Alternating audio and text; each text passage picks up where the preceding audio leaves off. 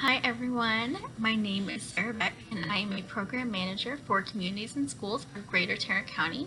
I am also currently an intern for the mental health supports program at CIS. And today I wanted to talk to you a little bit about this upcoming holiday season that we are all about to embark on. Before I do that though, I want to add a little disclaimer as always that these videos are never intended to be used as a form of therapy and never intended to be used in substitution of receiving therapy. And also CIS wants to encourage everyone to make sure that you are staying safe and following the CDC recommendations for the holidays, and of course any of your local health officials guidelines and recommendations as well. With all of that being said, the holidays can be a really stressful time for a lot of people in any given, for lack of a better word, normal year, right? The holidays can cause stress just due to trying to take off of work or working overtime if you are in an industry that works heavily during the holiday season. Just navigating that change of pace, that change of schedule, whether it's more work or less work. Also just trying to coordinate with extended family members, different activities and plans and different schedules can all be a bit stressful for a lot of people. And then this year in 2020, just the fact that we are all navigating through a pandemic still as we enter the holiday season this year can add a bit more stress for a lot of people. And so I just wanted to talk to you guys today a little bit about how we can maybe prepare for that and hopefully to lessen that stress a little bit before we get into it. So this year, as we all know, is going to look very different around the holidays, as most of 2020 has looked different for the majority of the year so far. The holidays are no different. We might not be going places that we usually go to or to see family that we might usually see, or those family members might not be coming to see us like they usually do. Our activities might look a little bit different. Our schedule might look a lot different than previous years. And not only will our holidays look different than they have in previous years, but our holidays might look different than all of our neighbors' holidays this year. And all of our friends and even some of our family members might choose to celebrate the holiday season differently than we do this year. And that's okay. In the same way that we all handle stress differently, we're all going to handle this holiday season differently as well. And that is totally okay.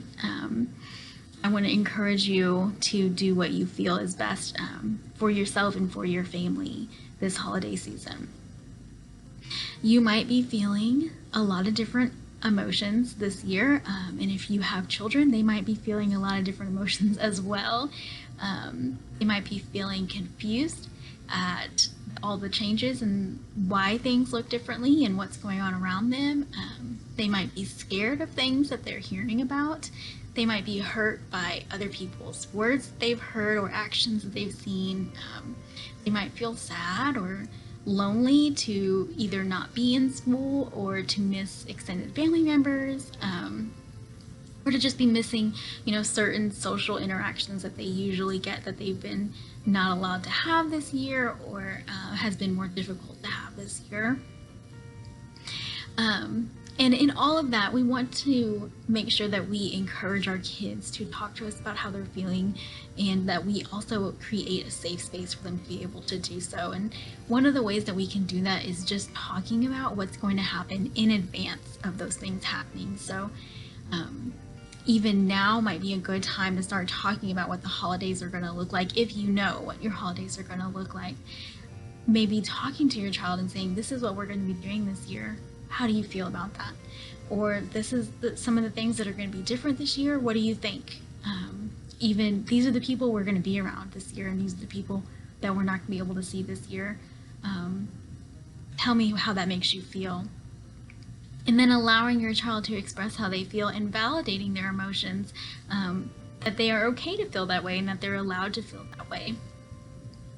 And I would even say to take it a step further, sharing your own emotions and how you feel about the situation as well with your child.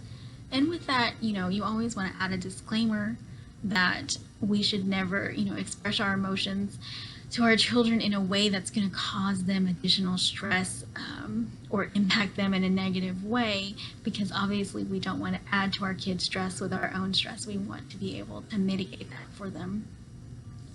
But it could be a simple conversation like, hey, I'm sad that we're not going to see grandma this year also, but maybe we can try to video call her on Thanksgiving Day so that we can still see her and talk to her and remind her that we love her.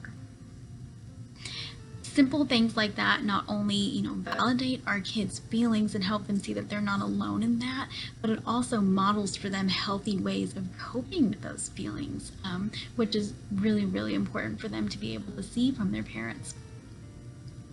Some other ways that we can try to cope with some things that we might be feeling about the holidays are to just try to keep as many traditions alive as possible, and within reason and within the safety recommendations. Things like just making your favorite recipes, your favorite foods or desserts at home for the holidays.